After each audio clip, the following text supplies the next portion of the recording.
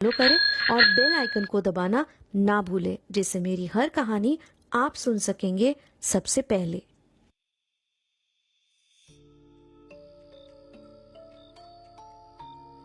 उस लड़के को शहर में आए हुए 1 हफ्ता भी नहीं हुआ होगा। बेचारा जवान लड़का, कितना ही उम्र होगा, यही कोई 25-26। अपने गांव का सबसे होशियार लड़का था वो, लेकिन किसी तरह का घमंड नहीं था उसमें।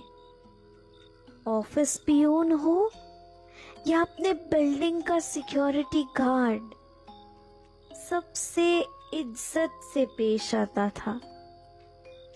लेकिन होनी को कौन टाल सकता है? उसका इस दुनिया में जीने का समय अब खत्म हो चुका है। कल का सूरज ही उसकी जिंदगी का आखिरी सूरज होगा। बेचारा नकुल। नकुल? यानी ये लोग मुझे भी? नहीं नहीं, मैं इन लोगों को अपनी मकसद में कभी कामयाब नहीं होने दूंगा।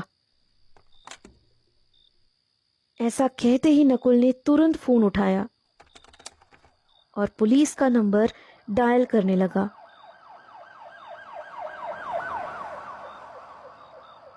इंस्पेक्टर घोड़पड़े को भी नकुल से सब कुछ सुनने के बाद यकीन होने लगा था कि जरूर कोई गलत लोग उस अपार्टमेंट में रहते हैं। अपने साथ लाए हुए यूनिट्स को हर मुसीबत के लिए तैयार रहने को कहा इंस्पेक्टर ने, और फिर सलीके से उस फ्लैट के दरवाजे का बेल बजाया उन्होंने। लेकिन जब 3-4 बार बेल बजाने पे भी कोई बाहर नहीं आया, तब वो जोर जोर से दरवाजा पीटने लगे। इस अफड़ा तफड़ी में अपार्टमेंट के सारे लोग 5th फ्लोर पे इकट्ठा हो गए। मुंबई पुलिस, दरवाजा खोलिए, वरना हम दरवाजा तोड़ के अंदर आने पे मजबूर हो जाएंगे। अपने आप को पुलिस के हवाले कर दो। हमने जोर लगाया तो उसका अंजाम अच्छा नहीं होगा।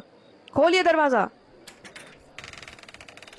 इतना कहते ही उसी पल दरवाजा धीरे धीरे से अपने आप खुलने लगा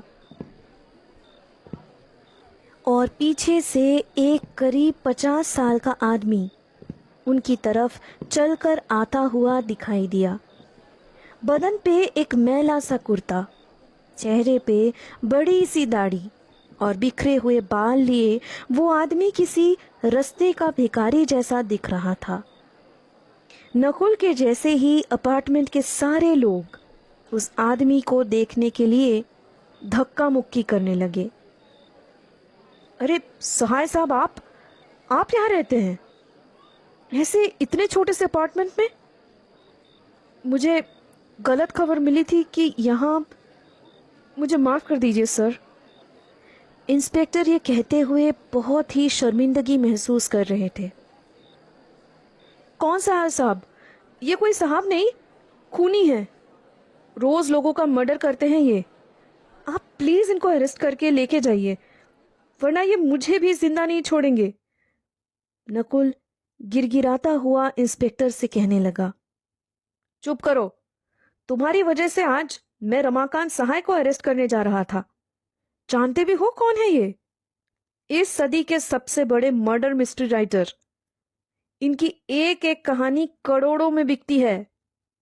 इंस्पेक्टर ने नकुल से मुंह मोड़ के उस आदमी की तरफ नजरें झुका के कहा, मुझे माफ कर दीजिए सर। ये लोग कहीं से भी आ जाते हैं इस शहर में। आपको भी ऐसे इस जगह पे रहने की क्या ही जरूरत आ पड़ी? आपका इतना बड़ा बंगलो है मड आइलैंड में। वो बात ये है कि मैं अपनी नई किताब के बारे में सोचने के लिए कभी कभी यहाँ आ जाया करता हूँ। यहाँ काफी शांति रहती है, मीडिया भी परेशान नहीं करती। लेकिन अब शायद मुझे ये जगह भी बदलना पड़ेगा। मिस्टर सहाय ने कहा। अरे नहीं नहीं सर, आपको जहां मन आप वहां रहिए। मैं वादा करता हूं कोई आपको परेशान नहीं करेगा। सुन लो सब लोग, अपने काम से काम रखना, और यहाँ इस अपार्टमेंट के आसपास भी दिखे ना तो मुझसे बुरा कोई नहीं होगा। इंस्पेक्टर ने चेतावनी देते हुए कहा। आप जाइए सर, यहाँ मैं सब संभाल लूंगा। इंस्पेक्टर घोड़पड़े ने जाते हुए नकुल को आखिरी चेतावनी देते हुए कहा, अगर फिर कभी किसी पे कोई भी बेबुनियाद इल्जाम लगा के पुलिस को बुलाया तो वार्निंग नहीं, सीधा अंदर कर दूंगा।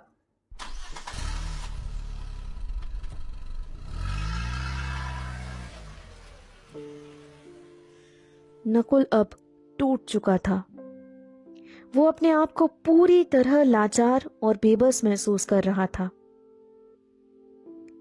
फिर क्या मैंने जो सुना वो सब झूठ था, मेरा वहम था? वरना इतने बड़े राइटर लोगों का खून क्यों करेंगे? और वो औरत, उनके बारे में तो इंस्पेक्टर ने पूछा तक नहीं।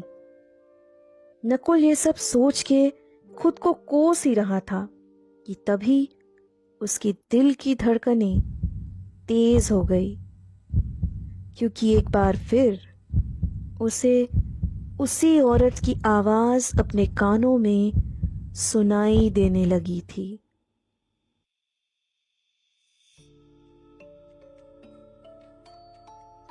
बेचारा नकुल, पुलिस को बुला लिया। उसको लगता है पुलिस उसकी मदद करेगी। कितने नादान होते हैं लोग।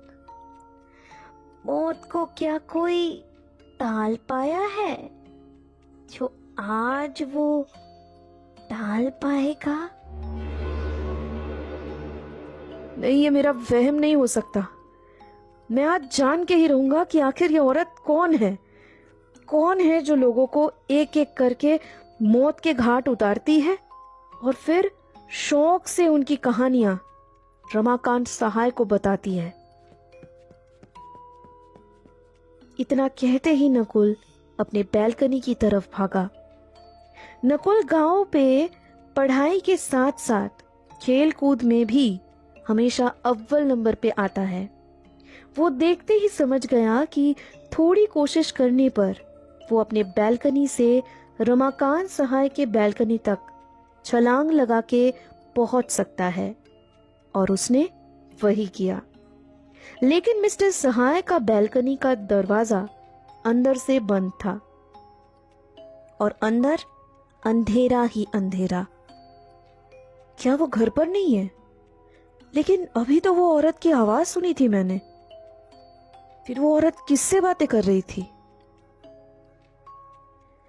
ये सोच ही रहा था नकुल कि तभी बाहर से आती हुई थोड़ी सी रोशनी उस कमरे के अंदर पड़ी और नकुल को मिस्टर सहाय दिख गए। वो एक स्टडी टेबल पे बैठ के जल्दी जल्दी कुछ तो लिख रहे थे और पास में बैठी थी एक औरत। इतने अंधेरे में किसी को भी ठीक से देख नहीं पा रहा था नकुल। आगे बताओ ना, आगे क्या होता है? ये कहानी मेरी किताब की आखिरी कहानी है। ये लिख लूंगा तो मेरी अगली किताब तैयार। करोड़ों में बेचूंगा इसको भी। वो अब खुद चल के अपने मौत के पास आया है। अपने आप को सही साबित करने के चक्कर में वो भूल गया कि वो एक ऐसी जगह खड़ा है जहां से उसका पैर फिसला तो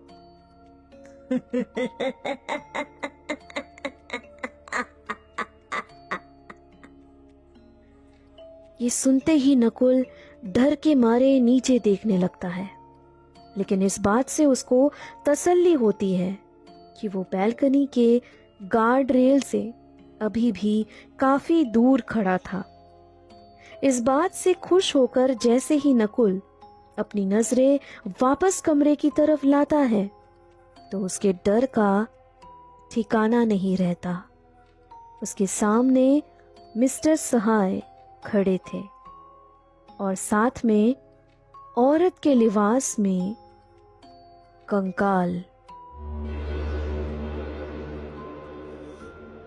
देखा, कहा था ना मैंने, बेचारा वो लड़का खुद चल के अपने मौत को गले लगाने आया है। एक कंकाल को बात करते देख नकुल उसी पल अपनी सारी बची हुई ताकत से वहां से भागा, लेकिन वो भूल गया था कि वो एक बैल्कनी पे खड़ा था। 2 कदम लेते ही वो बैल्कनी से जाके टकराया और 5वीं मंजिल से सीधा नीचे चिल्लाता हुआ गिर के मर गया। घोस्ट स्टोरी करते वक्त बेल आइकन को दबाना ना भूले, जिससे मेरी हर कहानी आप सुन सकेंगे सबसे पहले। मैं आपके लिए लाऊंगी ऐसी कहानियां जो आपके डर के परिभाषा को बदल के रख देगी।